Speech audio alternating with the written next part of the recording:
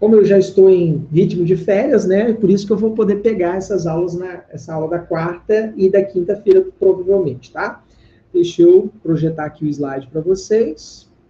Qualquer dúvida, vocês sabem, é só perguntar, tá, galera?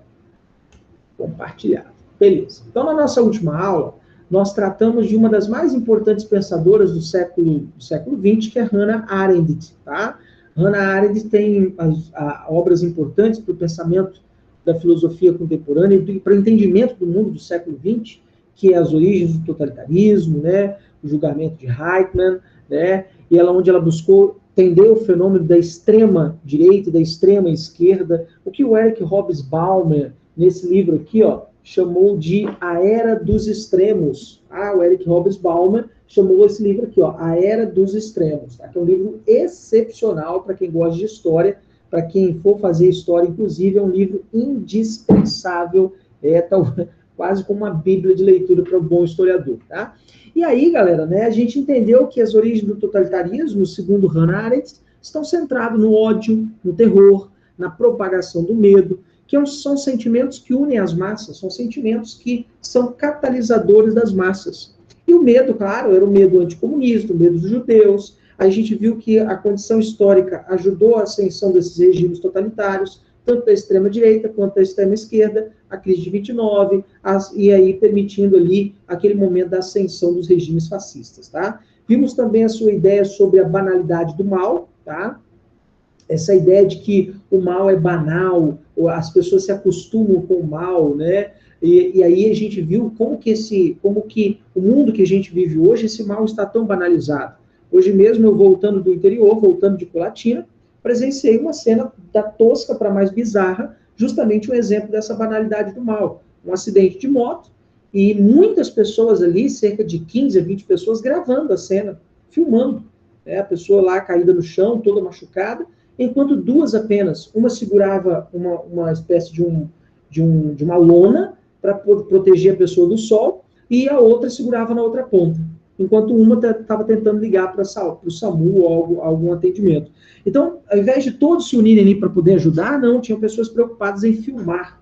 Então, o mal se tornou banal, o mal se tornou algo acessível, que você pode filmar, compartilhar, curtir nas redes sociais. Por que não esse tema, hein? Um tema de redação muito forte. Aí esse conceito de banalidade do mal, de Hannah Arendt, cai como uma luva, galera, né? O mal se tornou banal, se tornou algo, né, massificado na sociedade. As pessoas ficaram incapazes de julgar o que é correto, o que é errado, né? E o nazismo foi exatamente isso.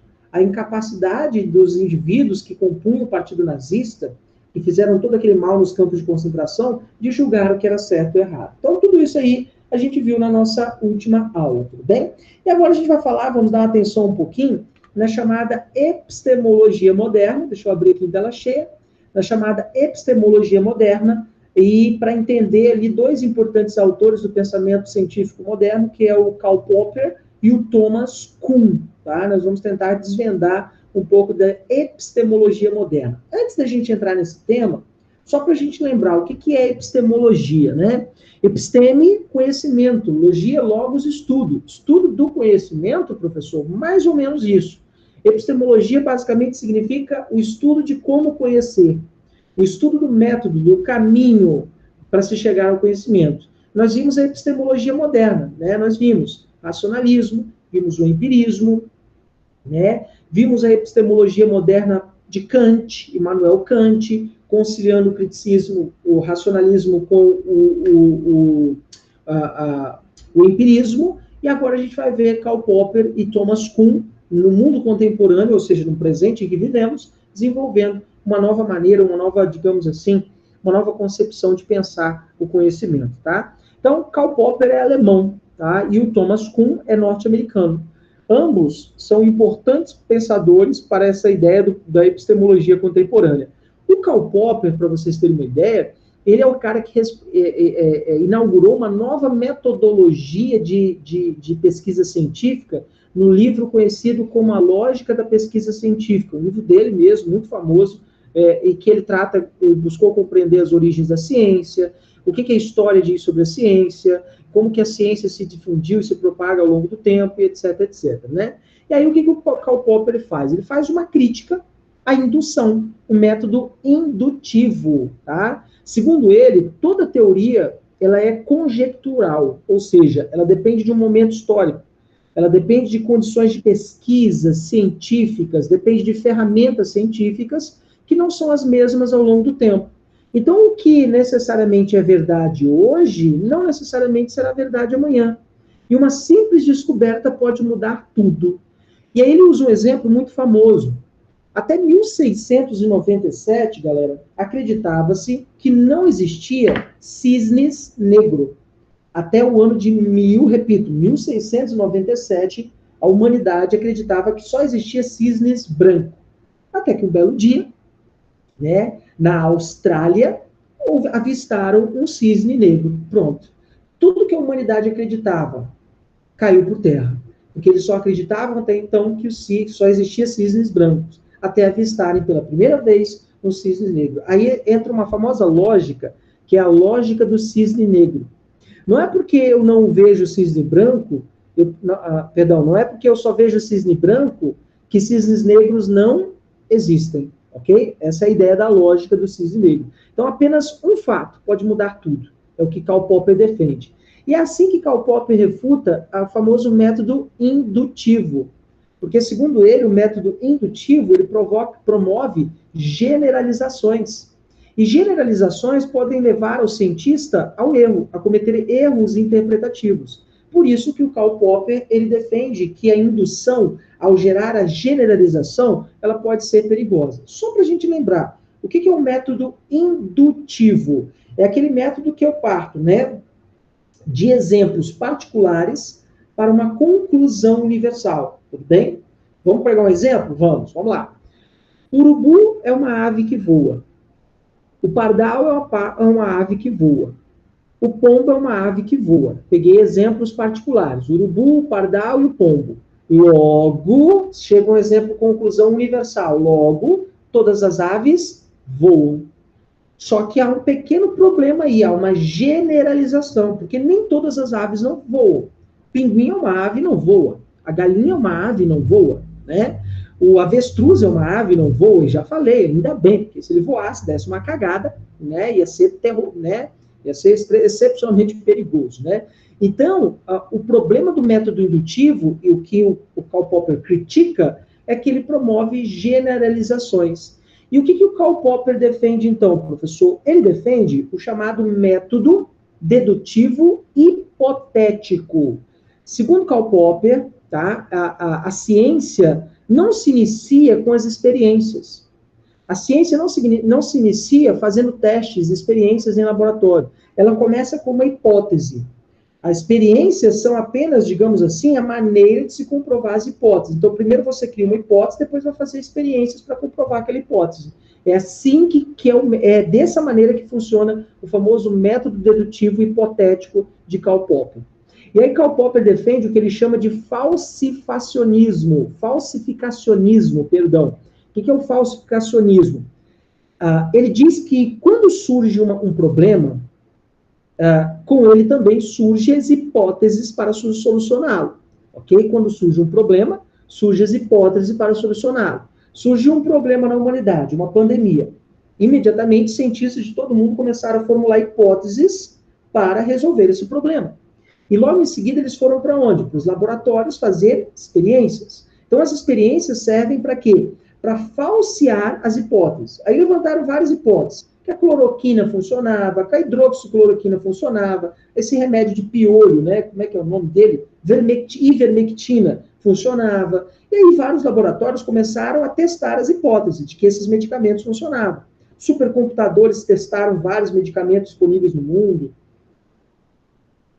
E eles foram testando, chegaram à conclusão de hidroxicloroquina não funciona muito bem, muito pelo contrário, pode fazer mal, e de que ivermectina, né, não tem comprovação nenhuma, não há como comprovar, e etc, etc. Ou seja, você usa as experiências para falsificar uma hipótese. É isso que o Karl Popper defende. Em que consiste o falsificacionismo? Tá? Consiste em destruir e desconstruir uma hipótese. Essa é a ideia do método dedutivo hipotético. Então, repito, segundo Karl Popper, a ciência não começa com as experiências, ela começa com as hipóteses. E aí eu uso as experiências para comprovar se uma hipótese é verdadeira ou se ela é necessariamente falsa.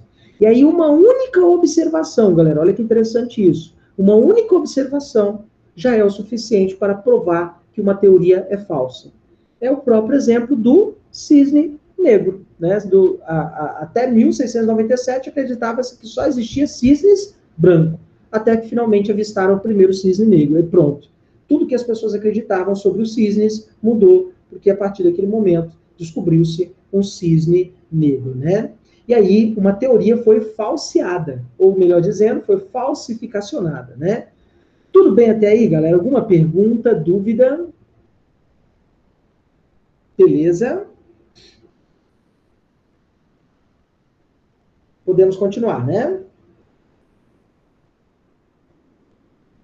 E aí a gente vai falar, então, do Thomas Kuhn. Tá? O Thomas Kuhn é um importante filósofo norte-americano, professor da Universidade de Massachusetts. Eu amo esse nome, Massachusetts. Né? O meu sonho é botar esse nome num cachorro. Massachusetts, vem cá, bichinho.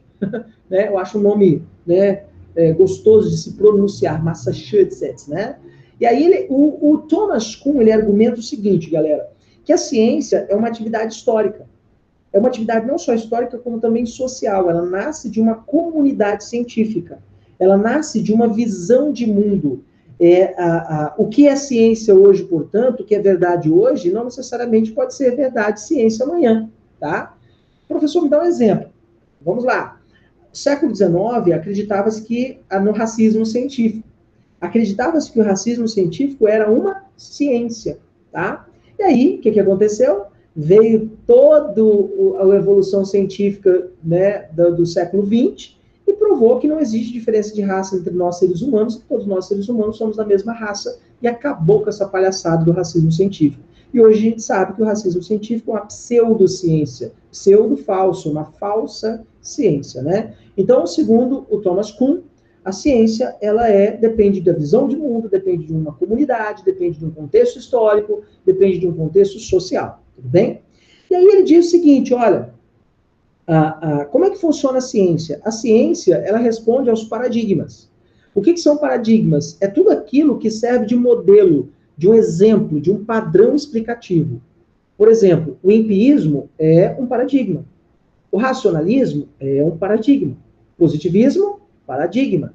Liberalismo é um paradigma. Capitalismo, paradigma. Socialismo, paradigma. Marxismo, paradigma. Existencialismo, é um paradigma. Tá? O que é um paradigma? É um modelo que as pessoas seguem. Um modelo interpretativo, analítico. Então, todas as vezes que vocês falarem paradigmas, é alguém usando algum modelo, pode ser qualquer um modelo interpretativo, para tentar entender o mundo, compreender o mundo, estudar o mundo de alguma forma. Tá? Então, paradigmas são modelos, são exemplos, são padrões que são usados para explicar o mundo que está em nossa volta.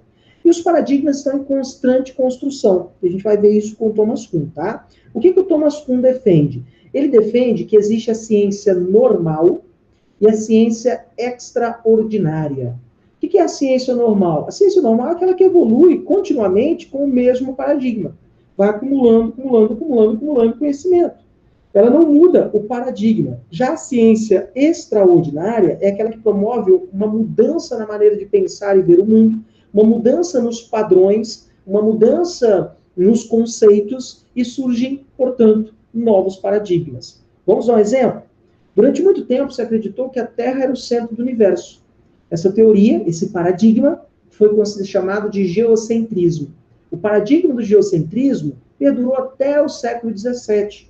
E aí Giordano Bruno, em 1600, foi parar na fogueira. Galileu Galilei sentou no tribunal da Santa Inquisição e quase foi para a fogueira, né, por acreditar justamente, né, de que o Sol estava no centro do universo, no paradigma do heliocentrismo. Então, para fazer frente ao paradigma do geocentrismo, aquele modelo explicativo, aquele padrão, surge o heliocentrismo, que é a visão de que o Sol estava no centro do universo. Tá? E frente ao paradigma do feudalismo, predominante na Idade Média, surge o paradigma do capitalismo. de uma sociedade mais racional, que desdobrou no Renascimento, depois no Iluminismo, né? Frente ao paradigma do liberalismo e do capitalismo industrial, surge o paradigma do socialismo. Ou seja, todas as vezes que há uma mudança no paradigma, é o que Thomas Kuhn chama de ciência extraordinária. Quando simplesmente vai acumulando conhecimento dentro de um mesmo paradigma, é a ciência normal. Tudo bem? Quando é que foi a última vez que uma ciência extraordinária foi produzida, professor? Na minha humilde opinião, a teoria evolucionista de Charles Darwin. O evolucionismo de Charles Darwin colocou em xeque outro paradigma, que é o paradigma do criacionismo. O paradigma do criacionismo foi colocado em xeque a partir da teoria do evolucionismo de Charles Darwin. Foi a grande última paradigma desenvolvido na história humana. Tudo bem, pessoal? Alguma pergunta? Vamos lá? Dúvidas?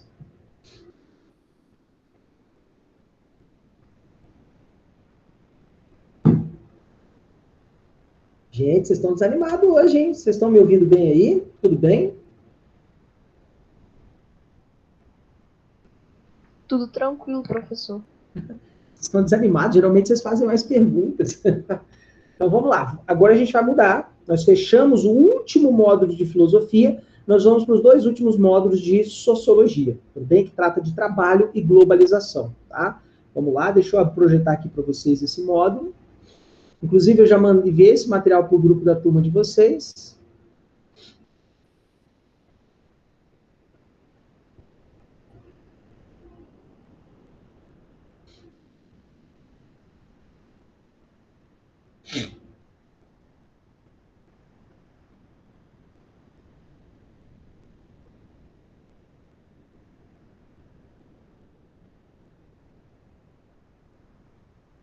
Vou projetar aqui para vocês.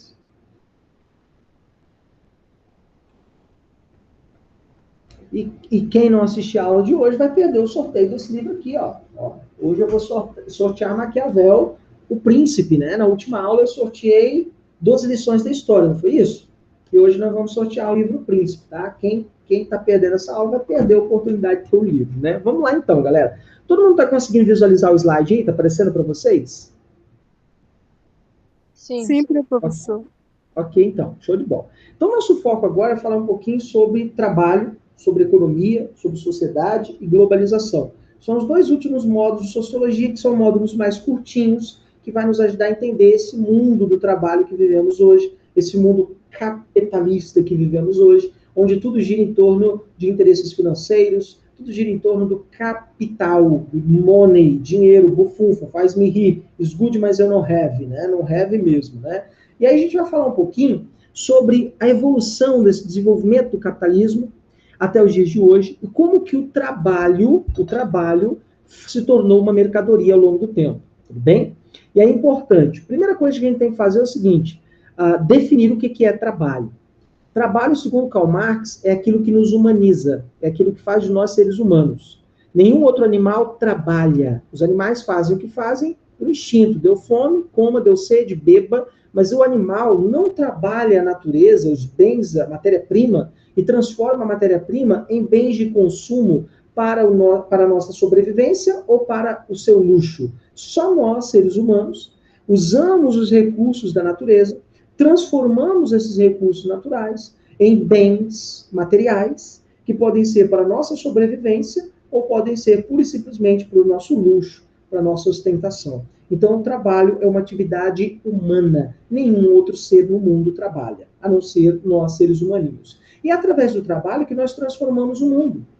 Através do trabalho que nós damos sentido à nossa própria existência. Você se autodenomina, né? Eu sou um professor. Então, o trabalho me determina, me dá sentido para a minha vida. Eu sou um advogado, né? A função social que o indivíduo exerce dentro do meio capitalista do trabalho dá sentido para a sua existência naquela sociedade. E é claro, se você olhar para todos os lados aí, não sei se você está no seu quarto, na sua sala, no seu escritório, sentado em uma mesa, deitado no sofá, para onde você olhar, você vai ver o trabalho humano.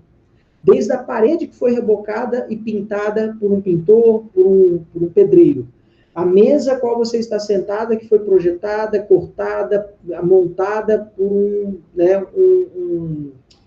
um carpinteiro, né? Ou mesmo um soldador, não sei, né? Ao computador que está em suas mãos, tudo passou pelas mãos humanas, tudo passou pelo trabalho humano. E quando a gente perpassa a história do trabalho, a gente sabe que existe o trabalho físico e o trabalho intelectual. Eu, como professor nas escolas, eu vendo a minha força de trabalho em troca de um salário. E o meu trabalho é um trabalho intelectual. Meu pai, de uma sabedoria tremenda, ele sempre dizia: meu filho, a caneta é mais leve do que a enxada. Por que meu pai dizia isso, né? Meu pai, que nunca terminou o ensino médio, ele dizia, né, que era melhor estudar do que puxar um cabo de enxada. E o cabo de enxada é um trabalho físico, cansativo, né? Não sei se alguém já capinou um lote, né? Ou bateu uma laje, né? Ou cortou, limpou uma grama com uma enxada. É um trabalho cansativo, é um trabalho que deixa bolhas nas suas mãos, dependendo se você não tiver experiência ou acostumado. É um trabalho físico. Já o trabalho intelectual é tão cansativo quanto o trabalho físico, mas é menos árduo. Então, existem esses dois tipos de trabalho. E ao longo do modelo de sociedade que vemos aqui agora, tá? Da Idade Antiga à Idade Contemporânea, nós tivemos vários modelos de trabalho. A exemplo do escravismo na Idade Antiga, Grécia e Roma, em que a força de trabalho de alguém era explorado de maneira escravocrata, onde o indivíduo era obrigado a trabalhar para o seu senhor. Na Idade Média, nós tivemos a servidão, onde um camponês era servo, servia um senhor, nesse caso, o senhor feudal, tudo bem? E aí, quando chegamos no século XV, XVIII, a escravidão volta com força total na África, especificamente na América. A América vai se tornar a maior rota de escravos por volta do século XIV, XV, XVI, até o século XIX, primeira metade do século XIX. Lembrando que o Brasil aboliu a escravidão em 1888, ou seja, século XIX. Né? O Brasil foi o último país da América a abolir a escravidão. Só para o Brasil foram 5 milhões de cativos que chegaram do continente africano. Portanto, né, a escravidão africana no Brasil, na América, se tornou uma mercadoria. E olha que interessante, um escravo que se torna uma mercadoria. Uma mercadoria mesmo, algo como um celular que você pode comprar, usar, é um escravo. É alguém que você pode comprar, usar a sua força de trabalho, açoitar, vender, trocar, é um escravo. Então, a força de trabalho se torna uma mercadoria. E quando chegamos na Revolução Industrial, é possível comprar, pagar pela hora de trabalho. É possível comprar, né? E aí o trabalho em si se torna uma mercadoria que pode ser alugada, comprada, financiada, etc, etc.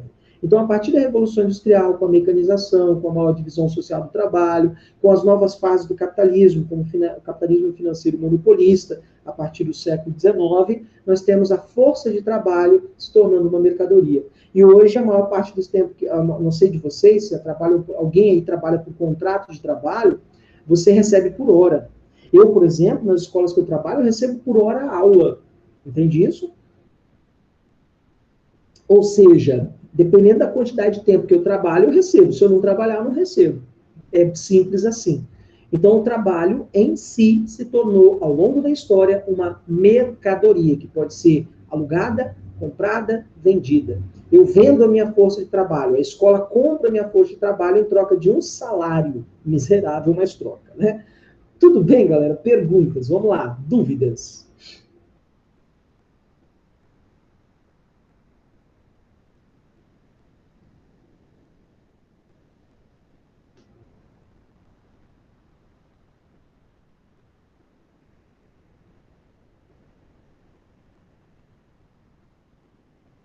Tudo bem, pessoal? Ninguém falando nada? O povo está desanimado hoje, hein? Vamos lá, galera. Professor, Pode falar. não é nem uma pergunta, não. É Uhum. uma revolta que eu tenho, que eu acho absurdo ter que pagar água e energia. Concordo plenamente com você, amiga. Deveria ser um bem da humanidade. Água, energia, internet, eu incluiria internet também, tá? Como um bem da humanidade. Inclusive, dizem que você não paga pela água, né? O que você paga é o beneficiamento e o encanamento da água até a sua casa. Dizem que é isso, porque a água é um bem da humanidade. Dizem, né? Mas eu tenho minhas dúvidas pelo valor da água. Energia também, né? Está na natureza. Para que eu vou pagar energia se ela está na natureza? Né? E o que o futuro nos promete, né? É claro que existe um mercado em potencial sobre energia elétrica no mundo, que gera muito dinheiro, água também, por que não? Né? Mas o que me impede de colocar placas solares na sua casa e captar energia do sol para gerar energia para sua casa? Né? Então, é complicado. Os avanços da tecnologia vão dizer muito sobre o futuro da geração de energia, mas eu também concordo com você. Acho um absurdo ter que pagar por água, energia e também internet. Eu acho que tudo deveria ser gratuito, 0800. Tá? Porque se fosse 0800, as empresas não precisariam ter muitos gastos e elas teriam mais lucro, podendo contratar mais pessoas, gerando mais renda, mais emprego. As pessoas teriam mais economia, porque não precisariam pagar água nem luz. Iam fazer o que com esse dinheiro? Iam comprar mais comida, ou ia comprar algum produto eletrodoméstico, eletrônico para dentro de casa, ou ia, sei lá, fazer uma viagem. O dinheiro que seria aplicado na energia e na água seria aplicado em outra coisa que não fosse necessariamente, né, esses bens, né? Tudo bem, galera? Dúvidas? Vamos lá. Beleza? E aí, galera, existe basicamente outra ideia muito interessante sobre o conceito de trabalho, sobre a divisão do trabalho. E aí a gente sabe que o que foi a Revolução Industrial? Foi a passagem da manufatura para a maquinofatura. E essa Revolução Industrial, a passagem da manufatura para o uso das máquinas, as mãos que são substituídas pelas máquinas, ele é um marco na transição da Revolução Industrial. E aí existem basicamente duas divisões do trabalho. A divisão que é a primeira, de acordo com o papel exercido pelo indivíduo dentro da fábrica. Então, numa indústria siderúrgica, você tem o siderúrgico. Numa indústria têxtil, você tem o tecelão. Né? Então, a indústria, eu tenho os ramos da indústria, a primeira grande divisão social do trabalho. Então, por exemplo, quando você analisa a indústria siderúrgica, metalúrgica, né? Ou mesmo a indústria automobilística, elas são divisões, é a primeira grande divisão do trabalho. Então, dentro da indústria automobilística, dentro da indústria têxtil, dentro da indústria siderúrgica, existe a segunda grande divisão do trabalho, que são gerentes, supervisores, operadores, que é justamente as engrenagens produtivas da indústria. Então, aqui na primeira divisão, eu tenho a divisão entre indústrias, e na segunda divisão, é a divisão do trabalho dentro das indústrias. É assim que funciona, é assim que a sociologia olha para a chamada divisão social do trabalho. Ok? E aí nós temos duas importantes teorias que tratam sobre essa divisão social do trabalho. Uma de Adam Smith, o cara que escreveu A Riqueza das Nações, o grande defensor do liberalismo econômico, do livre comércio, do livre iniciativa, do livre mercado, da livre concorrência e do laissez-faire, né, do deixe fazer, deixe passar, o mundo caminha por si só. E o Adam Smith diz o seguinte: quanto maior a divisão social do trabalho, maior é a produtividade. Como assim, professor? Eu tenho uma fábrica. E ao invés de colocar todo mundo para fazer a mesma coisa, eu divido as funções na minha fábrica. Consequentemente, ao dividir as funções, o trabalho torna-se mais produtivo. Ao dividir as funções, cada indivíduo exercendo uma função, com o tempo, aquele indivíduo se especializa naquela função, se torna mais produtivo, mais eficiente e comete menos erros, porque ele se especializa naquela função. Então, é essa a ideia. Quanto maior a divisão social do trabalho, maior é a produtividade de uma empresa. É o que o liberalismo econômico defende. E aí vem o marxismo, que se opõe ao liberalismo, e diz o seguinte: olha, a divisão social do trabalho, ela, na verdade, reproduz a alienação. Porque o trabalhador, na verdade, o que ele faz? Ele vende a sua força de trabalho em troca de um salário. E a força de trabalho deixa de ser o sustento do trabalhador. E o que se torna o sustento do trabalhador? O salário. Todas as vezes, absolutamente todas as vezes, que a força de trabalho deixa de ser o sustento do trabalhador para ser o salário, esse é um trabalho alienado, segundo o marxismo. Professor, mas como assim? Porque, necessariamente, se ele deixa de receber e continua trabalhando, ele não consegue comprar comida. Ele não consegue adquirir o alimento para colocar na mesa dele. Ele não consegue sobreviver, não consegue pagar as contas. Então, hoje, o que ocorre no mundo capitalista? A divisão social do trabalho promoveu uma maior alienação da classe trabalhadora, que passou a reproduzir a ideia de que, se eu trabalhar, eu vou enriquecer. Tá? Com muito trabalho, eu vou enriquecer, vou prosperar. Ou mesmo a ideia de que a força de trabalho, ela pode ser muito bem remunerada. porque a ideia de que o trabalho enobrece o homem, né? Essa ideia é bem, né, digamos assim, werberiana, né? Enfim. E aí, galera, a gente vai falar um pouquinho sobre os modelos de organização. Nós temos 3 modelos de organização, que é o Taylorismo, o Fordismo, o New Deal e também, necessariamente, o Toyotismo. Eu já falei sobre esses campos lá na história, então não vou me aprofundar no aspecto histórico. Minha preocupação é aqui com a sociologia. Quando a gente falou de Revolução Industrial, lá na nossa aula de história, eu falei sobre cada um desses modelos de produção, e modelo de organização produtiva. Por exemplo, o Taylorismo, de Frederick Taylor, que tinha por objetivo diminuir o tempo da produção e aumentar a produtividade. E aí ele criou o cargo de supervisor de produção, a remuneração por produtividade, ele criou a divisão do trabalho, chamada divisão social do trabalho, tá? O que aumenta a produtividade, na visão de Adam Smith. Logo depois veio o Fordismo, de Henry Ford, por volta de 1863 a 1847, o Henry Ford teve a ideia de instalar a esteira da linha de montagem, com a chamada produção em série, ou produção em massa, proporcionando uma maior divisão social do trabalho, um trabalho mais especializado. E o modelo fordista foi o grande motor mundial, da indústria mundial, até a crise de 29.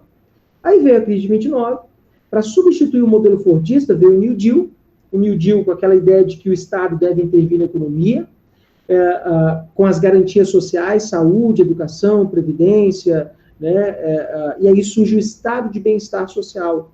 O Estado de Bem-Estar Social, também conhecido como Welfare States, né? Que parte do princípio de que o Estado tem um dever de garantir o mínimo para a sobrevivência da classe trabalhadora. Então, Taylorismo, Fordismo e New Deal simbolizaram modelos de organização da produção. E, finalmente, a partir da década de 70, com a crise do Welfare States, do Estado de Bem-Estar Social, com a recessão econômica tremenda que o mundo viveu a partir de 1973, com a crise mundial do petróleo, com a queda da lucratividade das empresas e a grande recessão econômica, e exigiu-se uma reestruturação do modelo capitalista. E aí, dentro das fábricas da Toyota, idealizado por Enji Toyoda, surgiu o Toyotismo. Tá? O que é o Toyotismo? É um modelo de horizontalização da produção, com uma maior flexibilização da produção. Como assim, professor? Enquanto lá no Fordismo havia uma divisão social do trabalho e cada funcionário exercia apenas uma função dentro da linha de montagem, no Toyotismo não. O mesmo operário, o mesmo trabalhador exerce várias funções dentro da linha de montagem. Tá? Essa ideia ela pode ser confundida com acúmulo de serviço ou acúmulo de trabalho. Por exemplo, se eu for contratado numa escola para dar aulas de história, teoricamente eu não posso dar aula de filosofia. Mas eu sou contratado em várias escolas e dou aula de filosofia, sociologia, entende isso? Ou vice-versa, se eu sou contratado para dar aula de sociologia, eu não posso dar aula de filosofia, mas eu sou contratado em várias escolas dando aula de filosofia, sociologia e história. Isso é bom para mim, é claro, porque eu dou uma bocada na fatia do mercado, automaticamente, né, eu ganho um pouco mais, né, mas para o mercado é uma injustiça, porque eu estou tomando o trabalho de mais 2 trabalhadores. Eu sozinho estou tomando o trabalho de mais 2 trabalhadores, ao exercer funções que, teoricamente, não deveriam ser atribuídas a mim. Mas como eu tenho formação, a escola pode me contratar como professor de História, Filosofia e Sociologia, mas ela só me contrata como um único professor. Essa é a verdade. Então, o que eu sou frente a esse mundo? Eu sou um toyotista. Eu exerço uma função como toyotismo. E aí o toyotismo permite essa flexibilização da produção do trabalho. Eu sou um professor flexibilizado. Enquanto todo professor de história, praticamente, só dá aula de história geral, eu só dá aula de história do Brasil, ou de filosofia, só dá filosofia, ou de sociologia, só dá aula de sociologia, eu dou aula de história, filosofia e sociologia. Então, eu sou um professor flexível. Eu promovo uma flexibilização da produção. Consequentemente, nesse mundo que é um mundo toyotista, dificilmente um professor flexível não tem emprego. Entende isso? Por que eu estou dizendo isso? Porque a escola, entre contratar 3 professores e contratar um único professor para fazer o que os 3 fazem, ela vai preferir o quê, galera? É óbvio que ela vai preferir um único professor, ok? E aí, galera, né, essa visão do toyotismo, né, é uma visão que objetiva aumentar a produtividade, reduzir custos, e quando você olha para a fábrica da Toyota, o que você vê são robôs. O que mais você vê na fábrica da Toyota são robôs operando, o mínimo de trabalho humano. Então, como resultado do toyotismo, reduzido o número de funcionários, a produção de acordo com a demanda, não se produz excedente, justamente, curiosamente, para exercer o controle do chamado just-in-time, que é o tempo justo para produzir. Então, eu produzo de acordo com a demanda. Se tem gente querendo carro, eu produzo. Se não tem gente querendo carro, eu não produzo. É a ideia que está por detrás do toyotismo. A terceirização. Esses funcionários não são funcionários da Toyota. Eles são funcionários de uma empresa terceirizada que é contratada pela Toyota e eles trabalham para essa empresa terceirizada, dentro de uma fábrica da Toyota. Então, a terceirização começa a ocorrer, subcontratação, desemprego estrutural, que é a robotização, o homem sendo substituído por robôs. Cada um desses robôs está substituindo a mão de obra de 2 seres humanos. Então, basicamente, uma linha de montagem da Toyota, ela é excepcionalmente robotizada. Vamos lá, pessoal. Perguntas, dúvidas?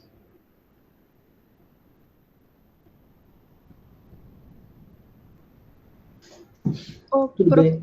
Pode falar. Eu não entendi esse negócio de Marx falando que a fonte de sustento deixa de ser o trabalho. Boa, vamos lá. Legal, vamos lá. Primeira coisa que você tem que entender é o seguinte, o Marx, ele vê o trabalho como aquilo que nos humaniza, tá?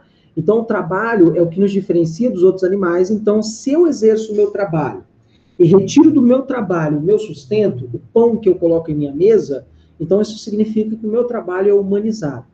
Agora, qual é a crítica de Marx ao capitalismo? O capitalismo fez do trabalho uma mercadoria. Então, ao invés de eu tirar do meu trabalho o meu sustento, eu retiro do meu salário.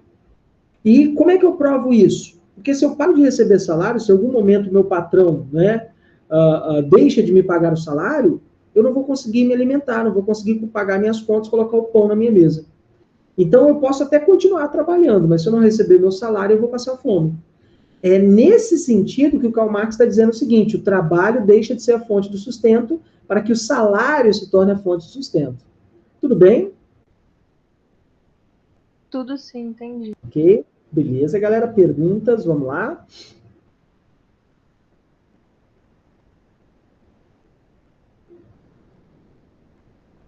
Beleza, podemos continuar? Professor? Pode falar. Boa noite. Boa noite. Sobre lá o toyotismo, eu fiquei em dúvida. Claro, vamos lá. Tipo, é exercido até hoje? Sim. Quer ver um exemplo? Uber. O Uber é um exemplo clássico do modelo toyotista. O modelo toyotista, para vocês terem uma ideia, funciona da seguinte forma. Eu tenho dezenas de funcionários, mas nenhum é meu empregado em carteira assinada. O que é a Uber? A Uber é uma empresa que tem milhares de motoristas no mundo, mas nenhum motorista tem carteira assinada com a Uber. São todos, não diria nem freelancers, são todos eles cadastrados por um aplicativo, e que se acontecer alguma coisa com o carro, for roubado, batido, a Uber não está cagando e andando com esse cara. E aí, esse modelo de terceirização, de usar a força de trabalho de outrem e não dar direitos trabalhistas a essa pessoa, é um modelo bem toyotista, bem flexibilização da força de trabalho, tudo bem? E um cara que que dirige Uber, geralmente ele é formado em outra coisa, perdeu o emprego, tá? E não encontrou outra saída a não ser dirigindo para ganhar algum dinheiro extra, tá? E eu ando muito de Uber, eu converso com muita gente, tem muitos senhorzinhos aposentados que não tem nada para fazer e vão andar de Uber. E aí eles já falaram para mim, olha, isso aqui me distrai, isso aqui é uma terapia, eu ganho meu dinheirinho, eu não fico dentro de casa aborrecendo meus netos, beleza. Mas tem muita gente, galera, que dirige Uber, tá? Que na verdade são pessoas que perderam o emprego durante esse período de crise econômica no Brasil e que não viram outra alternativa a não ser dirigir Uber. Não só Uber, como iFood, de entregadores de alimento, a Uber Eats, que entrega alimento na sua casa. E mais, quer ver? Nada mais toyotista do que você dar uma nota pelo seu atendimento. O toyotismo é isso. Se você tem um carro da Toyota, eu não tenho, mas eu sei quem tem, e aí já me contaram como funciona. Logo depois de você levar um carro para a Toyota para uma revisão, uma atendente te liga e pergunta a você, senhor, como foi o seu atendimento em uma nota de 0 a 10 na recepção? Aí você dá uma nota para a recepcionista, de 0 a 10. Como foi o atendimento de uma nota de 0 a 10 no setor de peças? Aí você dá uma nota de 0 a 10 no setor de peças. Como Qual foi o seu atendimento no setor de mecânica? Aí você dá uma nota de 0 a 10 para o mecânico que te atendeu. E todo mundo você não está entendendo, todo mundo te atende com um sorriso. Olá, senhor, tudo bem? Todo mundo tenta ser o máximo simpático possível, dentro da loja da Toyota, né? Todo mundo faz de tudo para te atender muito bem, porque a pontuação vai determinar se aquela pessoa continua ou não trabalhando, se ela recebe ou não o salário dela. Como é que funciona o Uber? Logo depois de uma corrida, o que você faz? Você pontua o cara, você dá estrelinhas para ele. E se você der poucas estrelas, a Uber entra em contato com você. Se você der 1 estrela ou não der nenhuma estrela, a Uber entra em contato com você para te perguntar o que aconteceu. Ou se você não deixar uma justificativa, ela te liga também. Tá? Ela te liga para te perguntar o que houve, por que você deu 1 estrela apenas, foi mal atendido. E se esse cara receber sucessivas poucas estrelas no atendimento, ele não pode dirigir mais Uber. Olha que doideira isso. O que é isso? É toyotismo, galera. É toyotismo sem tirar nem pôr.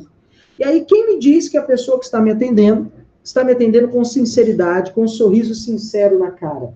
Ou ela está com aquele sorriso na cara, só já dizer aqui, né? Né? Entende isso? Será que essa pessoa está verdadeiramente feliz, trabalha feliz, contente, ou ela está fazendo isso por causa de uma nota? Então, ao atribuir uma nota a um atendimento, a um produto, a um serviço, a um trabalho, a pessoa, para não perder o emprego e ter notas altas, o que ela faz? Ela finge. Ou ela faz de tudo para conseguir notas altas. Isso é toyotismo, galera. Tudo bem? Beleza, galera? Meu exemplo, eu sou um professor toyotista. Ao acumular filosofia, sociologia e história, eu me torno um trabalhador flexível. E ocupo várias porções, vários postos de trabalho no mercado. Eu, por exemplo, me adaptei ao modelo toyotista, tá? Tudo bem, galera? E não existe nada de errado nisso não, tá? Eu vou explicar por quê. A dinâmica do mundo, ela muda o tempo todo. É claro que a gente pode achar injusto. O professor é muito injusto, né? O cara do Uber, do entregador, e é óbvio que é injusto, tá? Mas ele tem escolhas. Mas se você der ele a escolha do tipo assim, professor, se você pudesse escolher entre trabalho de carteira assinada e andar de Uber, claro, com certeza a segurança de uma carteira assinada. Então a questão é as oportunidades e as escolhas. O problema é que o mundo capitalista tira as oportunidades e dá algumas escolhas mínimas para o cara trabalhar. Esse é o grande problema. E um momento de crise de pandemia, então, nem se fala, né, gente? Tudo bem? Vamos lá? Perguntas?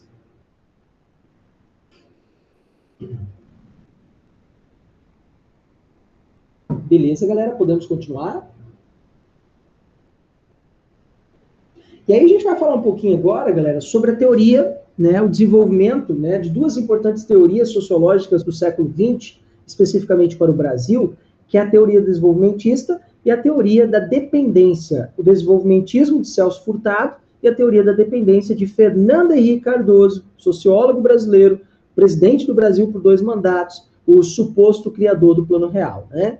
E o que se trata essas 2 teorias? São teorias econômicas, que foram ou não utilizadas no Brasil e implementadas no Brasil. Por exemplo, o que é a teoria do desenvolvimentismo? Uma teoria nacionalista, intervencionista, que defende a intervenção do Estado na economia, tá?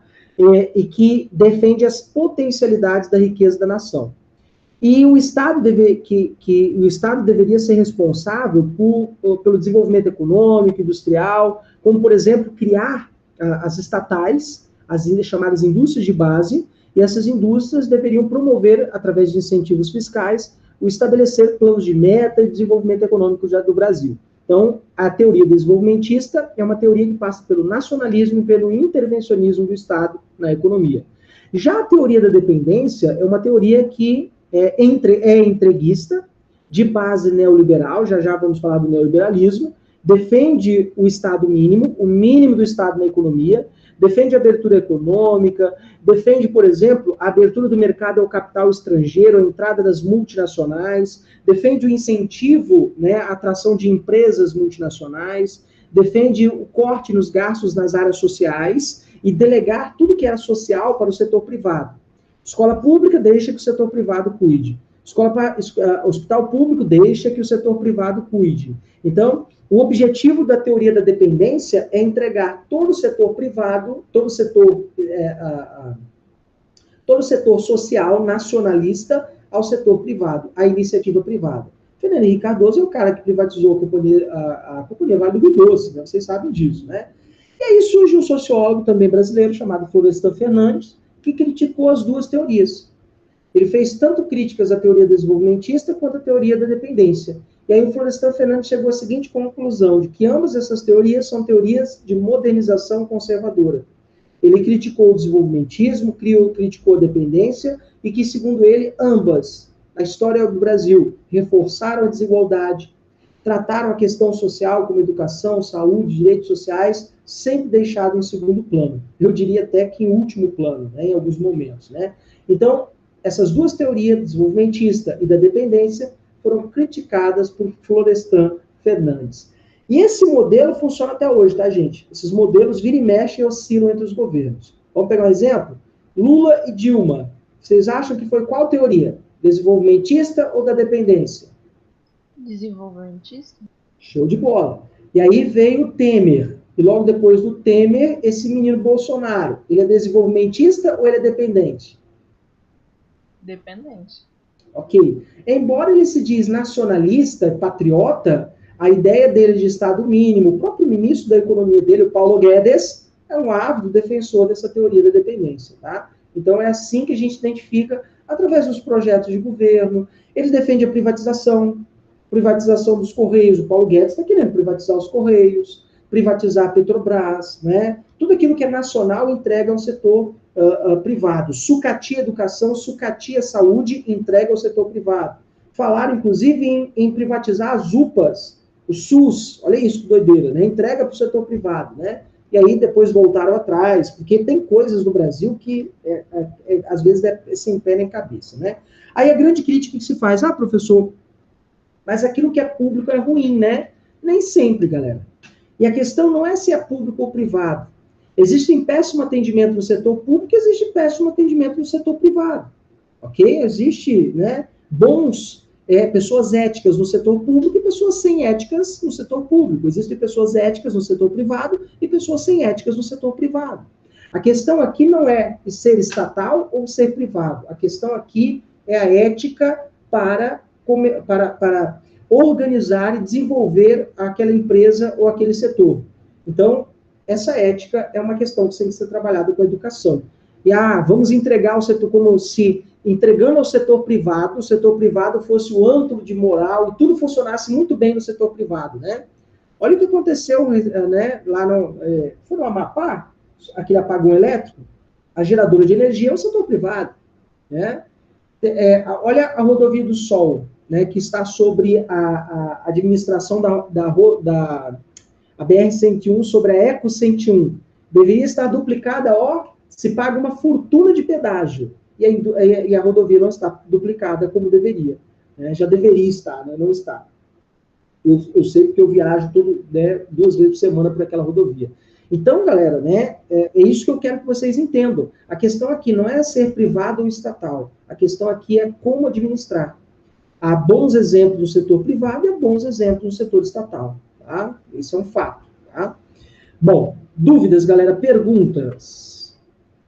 Professor, sobre a modernização conservadora, eu não entendi porque a desenvolvimentista reforça a desigualdade.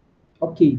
Essa ideia do desenvolvimentismo, de criar estatais, de incentivos fiscais, de criar planos de metas de crescimento, a gente pode pegar vários exemplos ao longo da história do Brasil, de Getúlio Vargas, com a intervenção do Estado, né? Passando ali depois pelo Jânio Quadros, pelo João Goulart, ao longo da história do Brasil, política do Brasil, e o que a gente viu, na verdade? Nada mudando.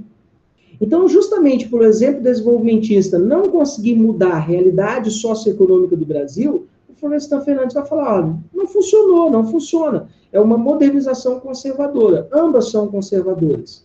Ambas defendem ideias conservadoras, né? E não alteras. Tem que ser, segundo o Florestan Fernandes, tinha que criar uma nova teoria. Não ficar voando o desenvolvimentismo na dependência. Tinha que ser a necessidade de criar uma nova teoria desenvolvimentista. Por isso que ambas são modelizações conservadoras, que não promoveram alteração, reforçaram a desigualdade. Foi assim em Getúlio Vargas, foi assim no contexto do governo de Jânio, João Goulart, um pouquinho não no governo de Lula e Dilma, mesmo com alguns avanços significativos sociais, depois veio a crise. Ou seja, eles não conseguem resolver o problema. Tudo é muito momentâneo, né? Entende? Tudo bem? Entendi, sim. Obrigada. E perguntas? Vamos lá, galera.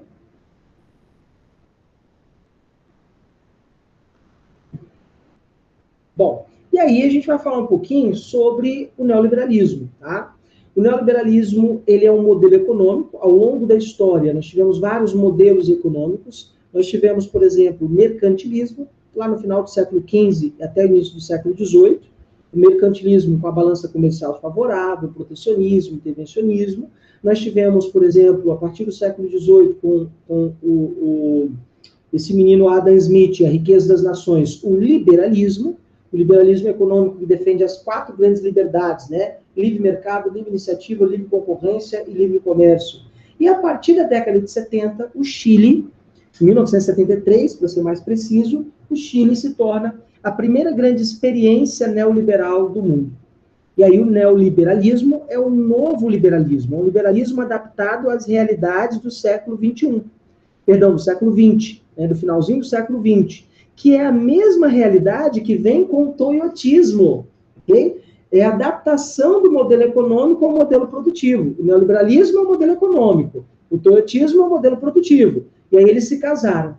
É por isso que é tão difícil hoje vencer as barreiras do capitalismo, porque neoliberalismo e o toyotismo casaram-se como uma luva, né? E quem inaugurou o neoliberalismo, o professor, foi Friedrich Hayek, no livro Caminhos da Servidão. Está aqui em algum lugar esse livro. Está aqui em algum... Não vou achar agora. Esse livro é um livro muito interessante, embora eu não concorde com essa ideia do neoliberalismo, mas é um livro interessante para você entender o pensamento neoliberal, tá? Ele faz uma dura crítica à intervenção do Estado na economia. Para Hayek, o Estado não deveria intervir na economia, o setor privado deveria ser hegemônico e o Estado deveria apenas cumprir o mínimo, o básico, para a sobrevivência dos mais necessitados. E aí, em 1973, o Chile começou como laboratório do neoliberalismo, Margaret Thatcher, na Inglaterra, adotou em 79, em 1981, Ronald Reagan, nos Estados Unidos, e no Brasil, a partir de José Sarney e Collor, Fernando Collor de Mello, principalmente, nós temos o neoliberalismo, né? E quais são as características do neoliberalismo? Estado mínimo, cortes nas áreas sociais, privatização de empresas estatais, você entrega as empresas estatais do Estado ao setor privado. Veja o exemplo da Vale, Companhia Vale do Rio Doce, criada lá em 1942 por Getúlio Vargas. Foi vendida no governo de Fernando Henrique Cardoso por 3,3 milhões, quando, na verdade, os técnicos diziam que valia 96 milhões. Foi vendida a preço de banana. Foi comprada por um consórcio, e esse consórcio fez da Vale a 4ª ou 5ª maior mineradora do mundo. E a gente perdeu a 4ª ou 5ª maior mineradora do mundo. Aí o que acontece hoje? Essa 4ª e 5ª maior mineradora do mundo tira o nosso minério de ferro, deixa o buraco, deixa a lama, deixa a tragédia, e a riqueza do Brasil, que é o minério de ferro, vai para fora. E para onde vai o dinheiro do minério de ferro? Para o bolso desses donos que são esse conglomerado econômico industrial. Deveria ir para os cofres do Brasil, como ocorre com parte do dinheiro do recurso do petróleo, né? Mas não vai, galera, tá? Não vai mesmo, tá? E aí, galera, a privatização das empresas estatais, a livre circulação de capital, né? É o fruto da globalização, abertura da economia para a entrada das multinacionais, livre mercado, livre concorrência, livre iniciativa. É um novo liberalismo, por isso um novo neoliberalismo. Tudo bem, pessoal? Perguntas? O professor, não tem nada a ver com isso, mas eu nunca entendi o que era o FMI. Vamos lá. Vamos lá. O FMI é o Fundo Monetário Internacional. Ele não deveria ser um banco, mas funciona como um banco, onde os países que são as grandes potências mundiais, eles fazem parte do FMI, eles injetam dinheiro nesse Fundo Monetário Internacional. É um fundo, é onde fica uma reserva internacional. E aí, em momentos de crise, os países podem buscar dinheiro no FMI, nesse Fundo Monetário Internacional. O Brasil já várias vezes pediu dinheiro emprestado ao FMI.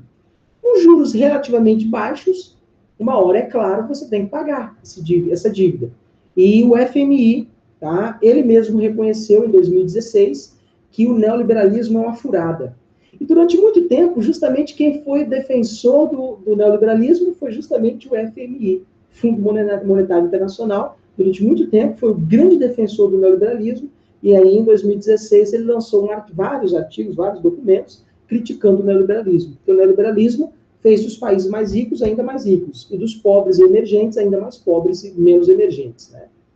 Tudo bem? Entendeu o que é o FMI? Entendi, sim. Okay?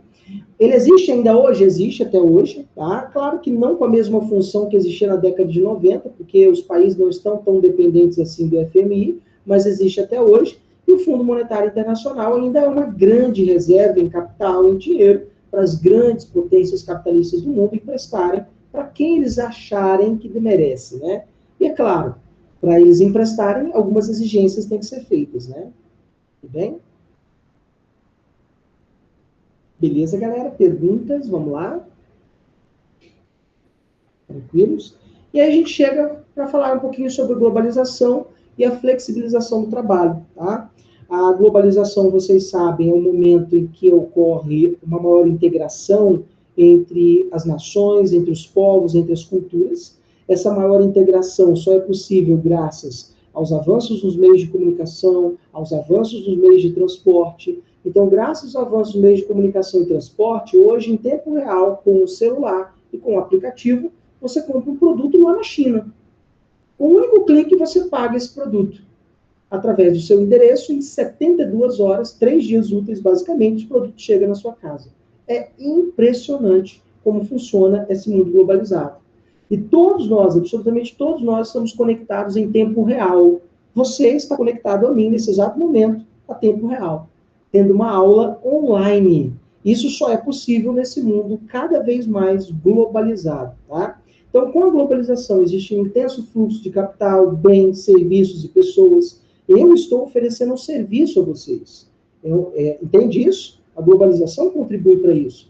A difusão de empresas multinacionais, as multinacionais que se instalam nos países, aí ocorre um pequeno detalhe com a globalização, né?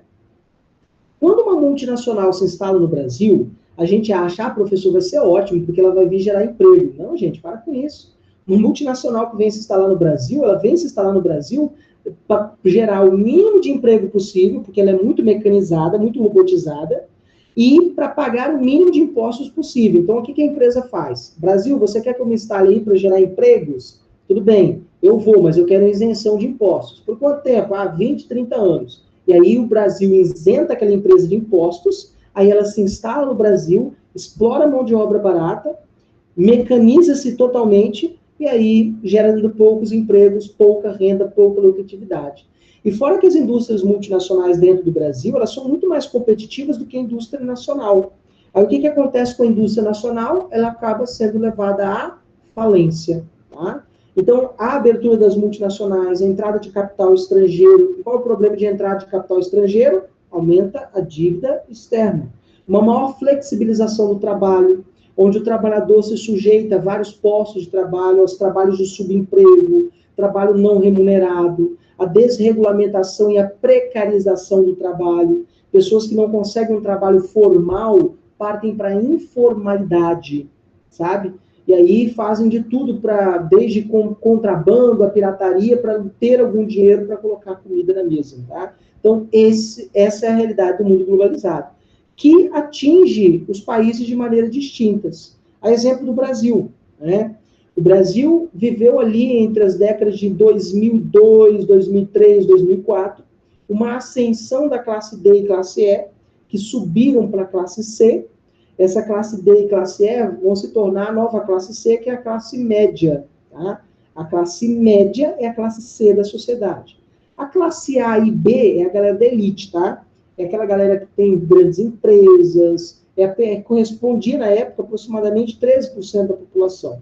Pessoas milionárias, que têm milhões em contas bancárias, pessoas que viajam para o exterior, vão para Disney, vão para a França, vão para Paris, né? Vão tomar champanhe na Champs-Élysées, né? Com a Charles Gauler, né? São pessoas que têm seus filhos estudando na Europa ou em escolas particulares de alto padrão.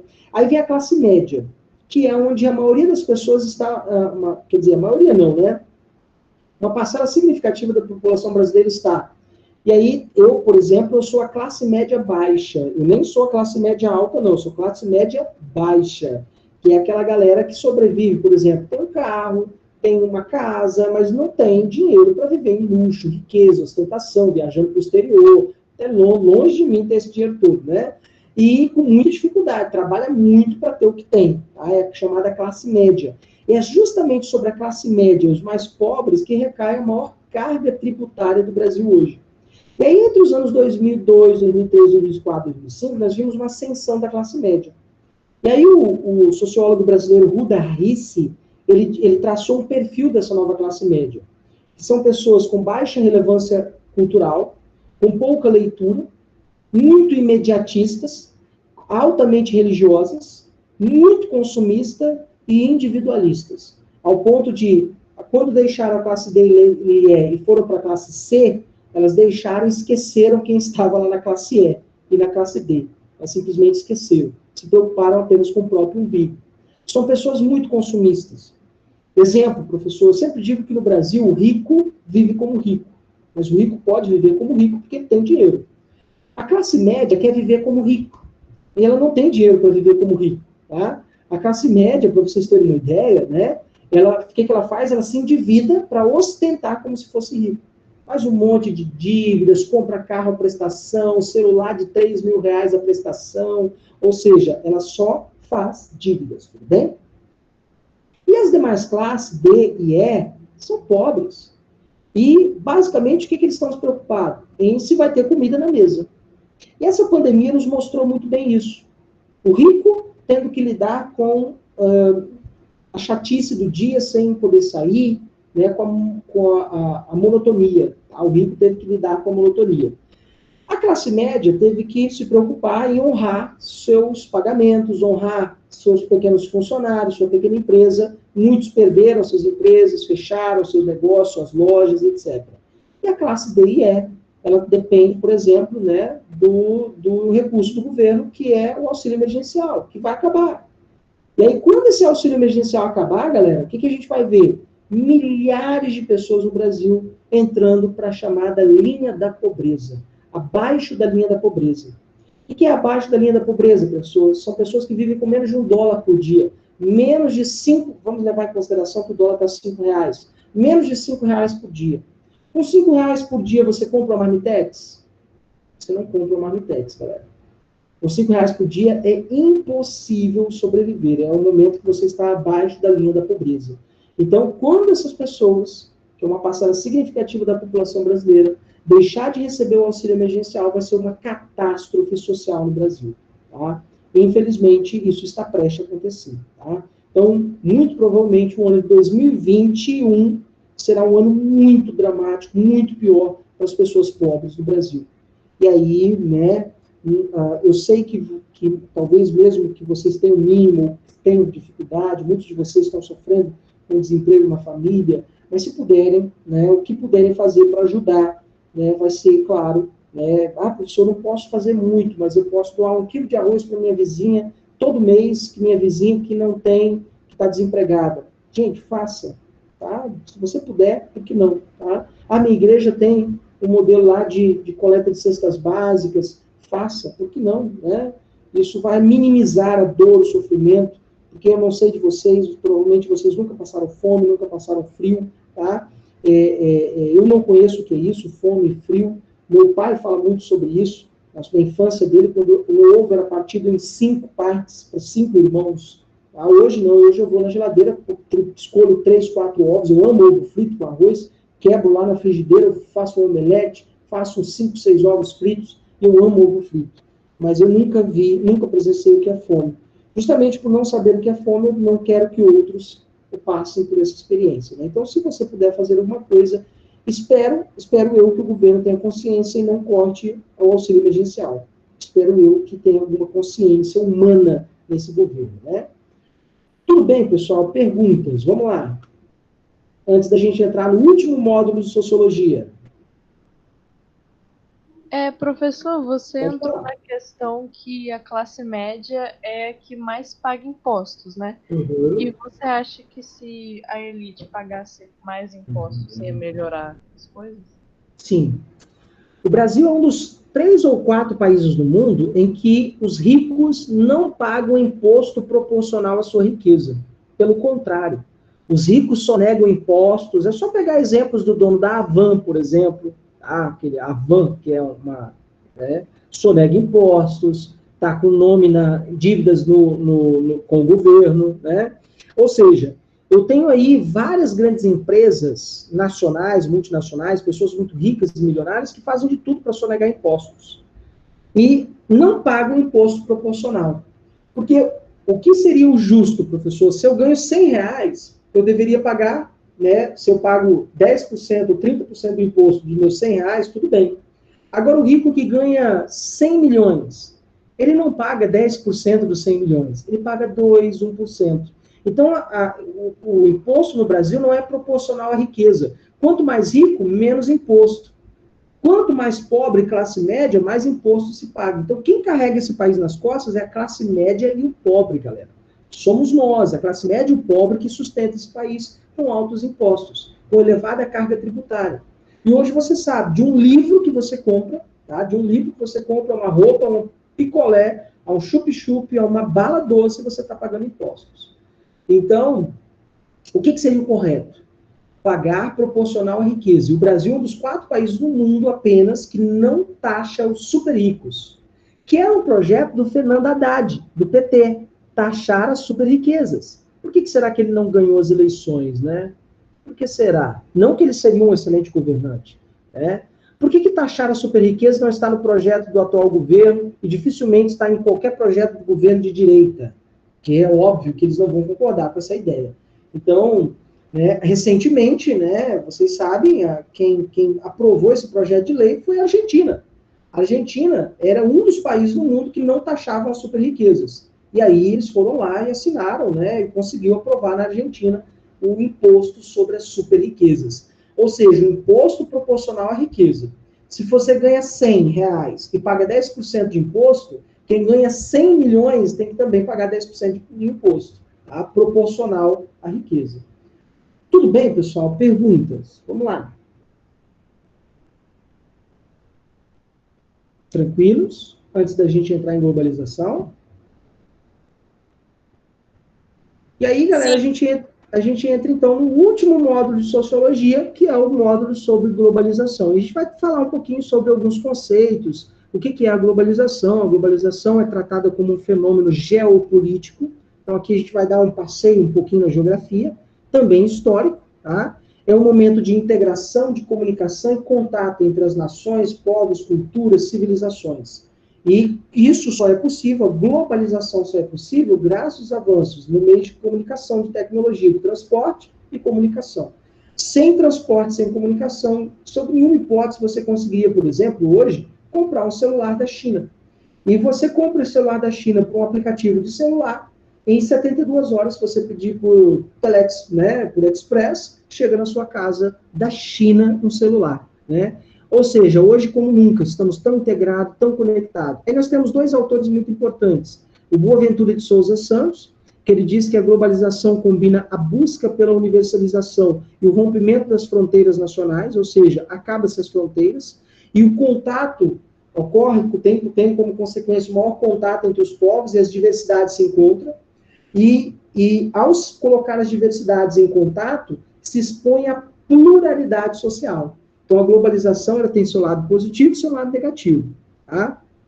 O Anthony Giddens, ele trata a globalização como uma intensificação das relações sociais que unem localidades distantes. E aí o espaço e tempo eles são reprimidos. Hoje, em tempo real, você conversa com alguém do outro lado do mundo da China. Em tempo real, você fecha um negócio, você compra uma mercadoria, o produto chega na sua casa em pouquíssimo tempo. Isso é o quê? O encurtar espaço e tempo. o que seria impossível há 10, 15, 20 anos atrás. E quais são as origens da globalização, professor? Expansão marítima. É na expansão marítima europeia que está a origem da globalização, nas grandes navegações, no que a sociologia chama de mundialização. Então, se você for fazer uma redação, o tema for globalização, você pode usar esse termo aqui, ó, mundialização. Mundialização também é um outro termo para a palavra globalização. E aí ocorre uma maior integração mundial, com uma flexibilização maior dos capitais, onde ocorre um maior fluxo de pessoas, produtos, mercadorias, sistemas culturais, informações, o tempo todo o mundo está conectado. E tudo isso começou quando? Século XV, XVI, na expansão marítima europeia. Então, eu já posso falar em globalização quando os europeus se lançaram nas expedições da expansão marítima europeia no século XV e XVI, tá? Outros autores importantes, como Manuel Castells, ele defende o que a globalização seria o informacionalismo, um fenômeno típico das sociedades modernas, e que temos muita informação disponível à nossa disposição, mas a gente não sabe o que fazer com essa informação. E fica, ao mesmo tempo, difícil de distinguir o que é fato, o que é fake. Isso é uma consequência da globalização, o informacionalismo. Nós temos muita informação, mas não sabemos o que fazer com tanta informação. E mais ainda, não sabemos distinguir o que é fato e o que é fake, né? A exemplo de coisas malucas como, né, a vacina vai te fazer de você um jacaré, olha que coisa doida isso, né?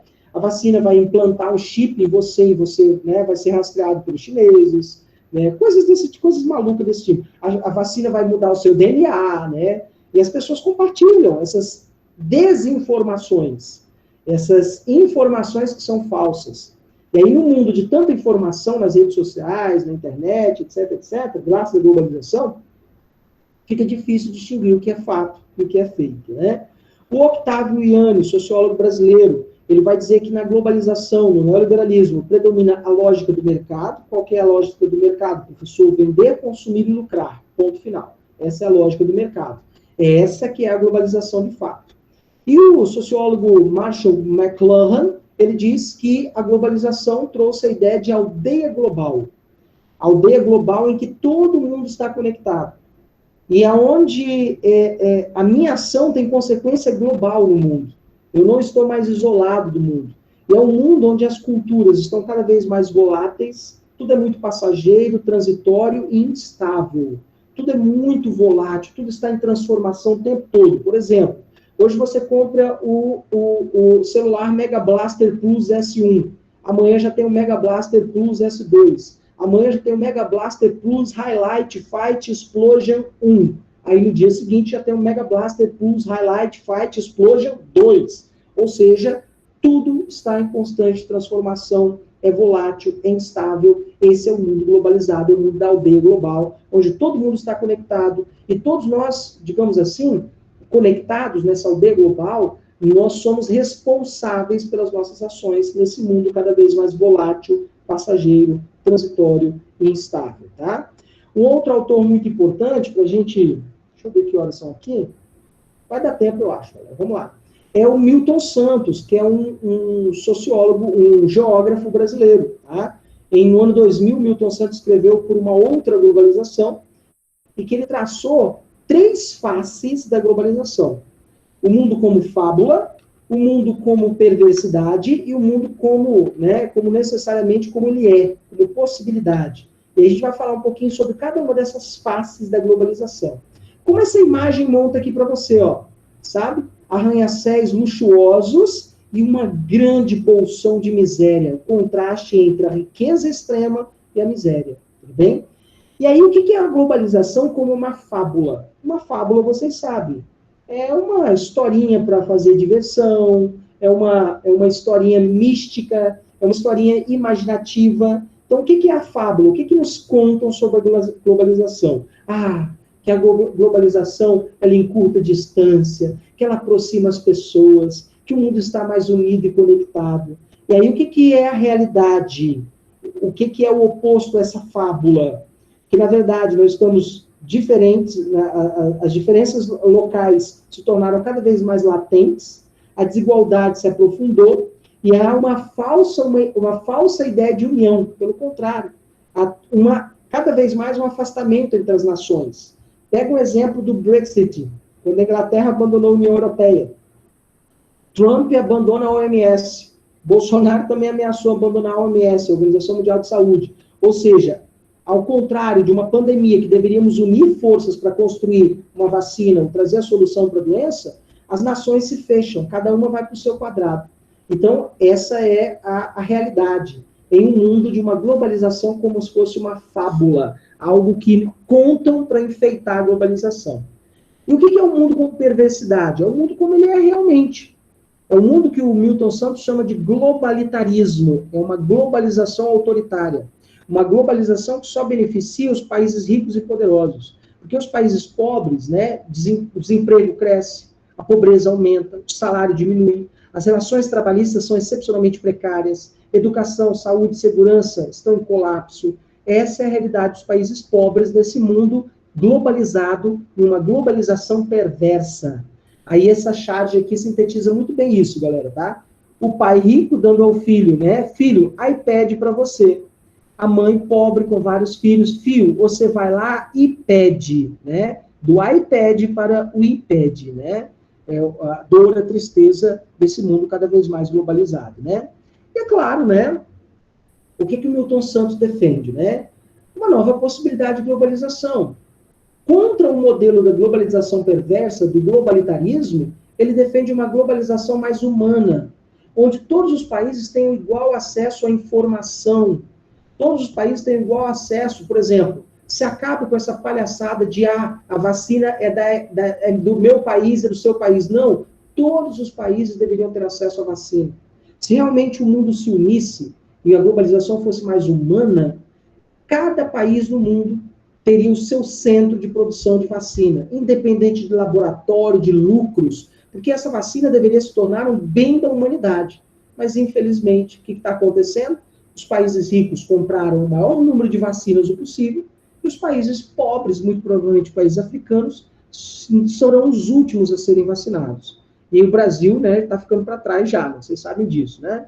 Então, todos os países, né, deveriam ter igual acesso à informação, à tecnologia, e deveria quebrar essa ideia de patentes, vamos deixar a concorrência mesmo, então, a livre concorrência, né? Já que todo mundo necessariamente, né, deve, já que defendemos o liberalismo, a liberdade, vamos dar aí real condição a todos os países de concorrerem a esse mundo liberal de liberdade, né? E é claro, dois conceitos muito interessantes. Deve-se respeitar a sociodiversidade e a biodiversidade. Sociodiversidade e diversidade sociocultural no mundo. Biodiversidade é a vida. Deve-se respeitar a vida do simples animal, o rato, a barata, a um cão, a uma ave, as florestas, a Mata Atlântica, a floresta amazônica, a mesma de biodiversidade, a sociodiversidade. Então, Milton Santos ele caminha para uma globalização quase como ideal, que não é verdade, né? Enfim. E aí, para a gente fechar nossa aula de hoje, nós vamos tratar do John Stuart Hall, que ele trata da globalização como um momento da desintegração das identidades nacionais e, ao mesmo tempo, que promove homogeneização de culturas. A globalização tem um poder muito grande para controlar as pessoas, para acabar com as identidades locais. Ao mesmo tempo, em alguns momentos, ocorre o contrário, ocorre o reforço das identidades locais, com a produção de novas identidades culturais, o que ele chama de culturas híbridas. E aí, o que ele defende? Ele defende a descolonizar a globalização. Porque hoje, o que acontece? Os países de primeiro mundo, os países ricos, eles têm mais tecnologia de informação, tecnologia de transporte, conhecimento, automaticamente eles monopolizam a globalização e usam essa globalização a seu favor. Não à toa, grandes empresas como Apple, Amazon, Samsung, Coca-Cola, entre outros, dominam mercados. Por quê? Porque a globalização não é para todos. Ela é uma globalização que foi colonizada pelos grandes países, pelas grandes nações, pelos grandes conglomerados urbanos. Tudo bem? Vamos lá, galera. Perguntas? Dúvidas? Beleza, pessoal? Perguntas?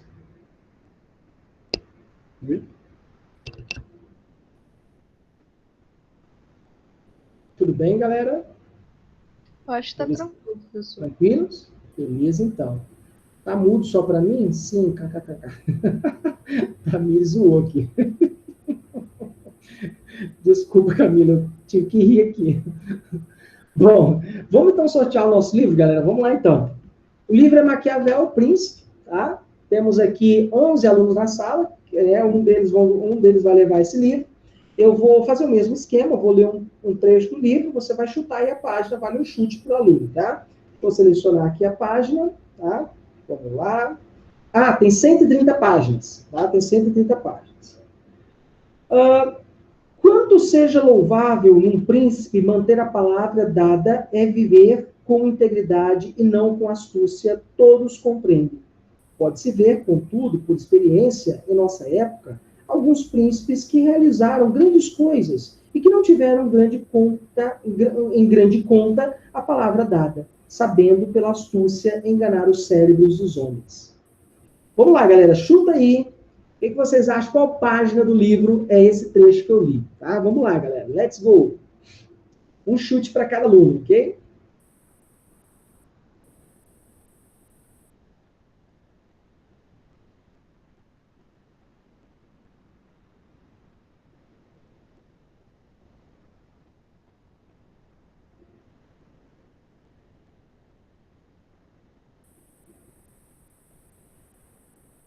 Todo mundo chutou? Deixa eu ver aqui. 1, 2, 3, 4, 5, 6, 7, 8, 9. Vamos lá, então. Deixa eu ver aqui, ó.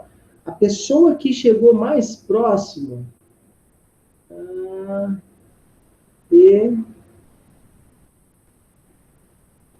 aqui... 87... 85... A pessoa que mais chegou mais próximo errou por 5, por 2. 2 ou por 3? Por 2 ou 3, né? 2. Acho que foi 2, isso mesmo, tá? Ele errou por 2, tá? 80... Beleza, né? A página que eu li, galera, foi a página 85. O Venâncio errou por 2. 87 ele chutou. Tudo bem, Venâncio? O livro é seu, meu garoto. Tudo bem? Mais um, ganhei outro. Rapaz, você tá de bicho, hein? Tô certeiro. A gente que não... Nem combinamos, hein? A gente tá de bicho mesmo, hein? E aí depois eu posto para você, então, o livro, tá bom? Show de bola? Beleza, galera? Show de bola, pessoal. Foi um prazer incomensurável. Amanhã, eu não sei se eu vou conseguir terminar a história amanhã, porque Guerra Fria é bem grande, tá? E logo em seguida tem Nova Ordem Mundial. Então... eu vou tentar terminar amanhã, mas se não der tempo, na quarta-feira eu pegaria 2 aulas de novo. Não sei se algum professor vai dar aula na quarta-feira, mas se ninguém der as 2 primeiras aulas, eu vou pegar as 2 primeiras aulas da quarta-feira também, para a gente fechar história geral também. E aí, em janeiro, tá? Em janeiro, a gente volta na semana antes do Enem, para fazer uma revisão de filosofia, sociologia, história e fazer o nosso aulão sobre redação, tá? Se eu for bem assim no Enem, tá vendo? Com sangue no olho, garoto. É isso aí.